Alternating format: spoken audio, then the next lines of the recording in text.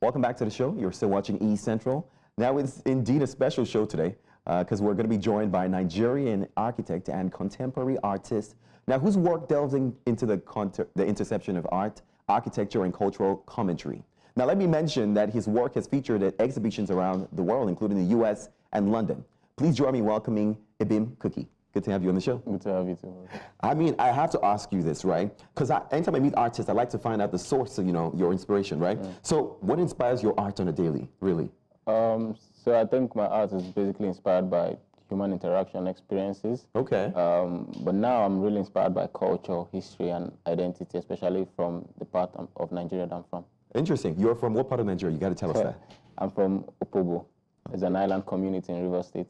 Oh, so around Port Harcourt, really, thereabouts. Basically, yeah. Interesting. I mean, I like you talk about culture, because we're rich in culture. Yeah. Africa, Nigeria as a whole. Now, culture and educational impact. Why is that important when it comes to art? And I see that sometimes with your work as well, where it's from, what it represents. Yeah. Why is that important? I think it's important because our identity as humans is what makes us different. What makes you different from a nation, from someone who's from Britain, is your identity. And if you don't know your identity or have an identity as a person, you get lost in the crowd, especially with the current Japa culture. So I think it's really important. I like that you mentioned that. The Japa culture is one thing, but I mean, your art finds a way to Japa because, I mean, it has done these things. Yeah, you know what I mean? Yeah. Yeah, but what is really the feedback you get when, especially on the international market, when, people see your art, you explain that? What do you usually get? I think, first of all, people are intrigued because they have a different perception of Africa, especially as a young, creative person. Okay. We don't really have too much of a great reputation as young people abroad. So I think they're first shocked. And then they're also shocked by the level of skill and then the storytelling. And then also they're surprised that Africa experienced early civilization, even compared to a lot of Western countries that they don't know about up to now. So, yeah. Don't be surprised, guys. We're well educated, okay? Now, I want to talk about the business of art.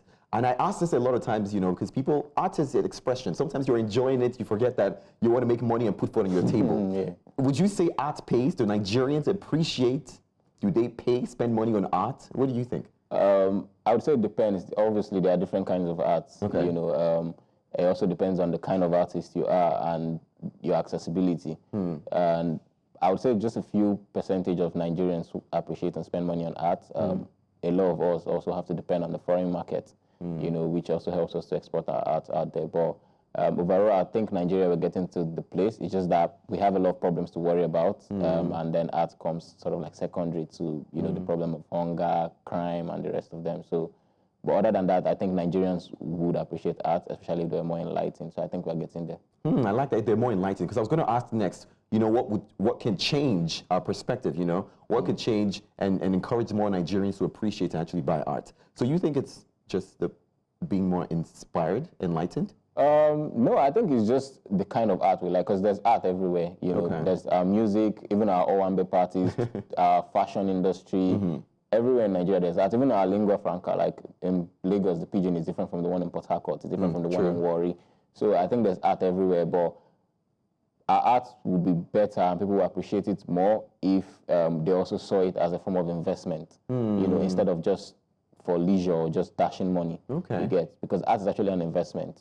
Abroad, people use art to get loans from banks. People use art as part of their estate in terms of real estate valuation and the rest of them. So I think when we start to incorporate those things in Nigeria, more people will likely want to invest or spend money on art. I like that, because I mean, some of them are pretty expensive. Yeah. Some of them are pretty expensive. When you talked about, being able to export art, I think that's beautiful. But my mind also thought about collaborations. How open should we be to collaboration? Because we see that happening in other forms of art, music, film, but also, can artists collaborate across borders? Yeah, they can. Again, I would say it depends on the kind of art. So if you're doing traditional painting, obviously, like only one artist will be able to sign the work, and that's the artist doing the painting. But if you're working on sculptural pieces or mural projects or installations, then you can have a group of artists work on one singular project to have a particular outcome. Now, I want to talk about King Jaja. I mean, you're having an exhibition coming up very soon, which is exciting. How does that make you feel first? I'm excited because it's a story that has to do with my culture. I'm from Opobo. And a lot of us were taught about King Jaja for Opobo, but people don't really know the story and how he came about, and that he was one of the most successful monarchs in the 18th century when slavery was just about ending. Wow. And I'm also from Opobo. I'm from the Cookey Gam Walkeno house. So that's part of the 67 Walkeno houses that King Jaja formed. Wow. And all of them are still existing after 150 years. That's incredible. I mean, I see the cultural representation. I'm thinking, would I get this message if I see the art? You know, what would be my reaction or the reaction of people when they ever see, you know, this particular exhibition? So I really want people to see this exhibition because it opens their mind not just to the story of King Jaja, but to the fact that a lot of our stories are being retold by the Westerners. You know, you can imagine a king that controlled the trade of palm oil in the 18th century and fought away the British Navy. They were paying levies to him to come and trade. And, you know, I want them to see these things through the painting. So there are a couple of paintings. There are about 11 of them, and each of them takes a story from. He was originally not even from Rivers State. He was originally from Amibu in Imo State, and then he was sold into slavery, and then from slavery he became a king, and then he formed the 67 Walkeno houses. So the paintings explore the story of his life in 11 paintings, and it's a touring show actually. The first one is in Lagos, the next one is going to be in Berlin. Okay. There will be another one in South Africa, and then there will be one in the US. So I just said, let's start from Nigeria here. Let's get people, you know, going. I like that. Now, I mean, we're happy you started here in Nigeria because it's our home, right? Yeah. But I have to ask you, 11 piece work, how long did it take to put this together?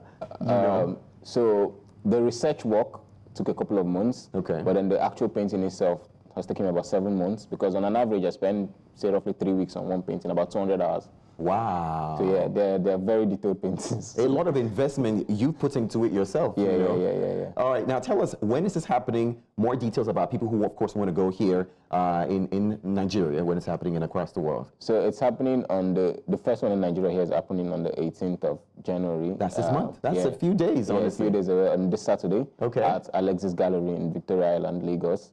And it's going to be, the private viewing is 1 to 3 p.m. and then the public viewing is 3 p.m. to 6 p.m.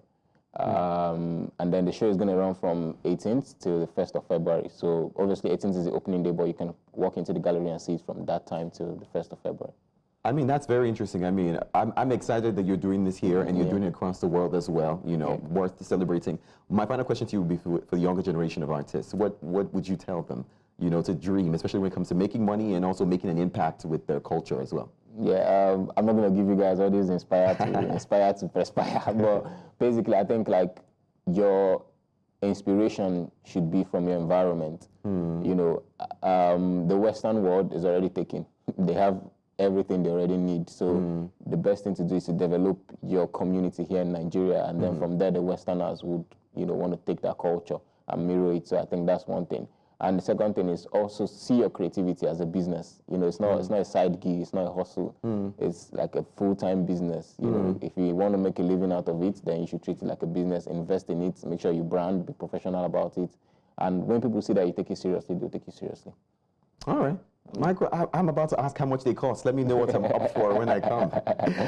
Can I afford them? A resident Nigerian? Everybody can afford them. Everyone can afford it. You know, just the mindset. Just the mindset. I know he said he was not going to give you perspire, but he kind of did, all right? Look at what's around you, and that would inspire you. And please treat it like it's serious business. Ibim, thank you so much for joining us on the show. Have a great exhibition, of course, here in Nigeria and around the world. You're doing fantastic. Thank you.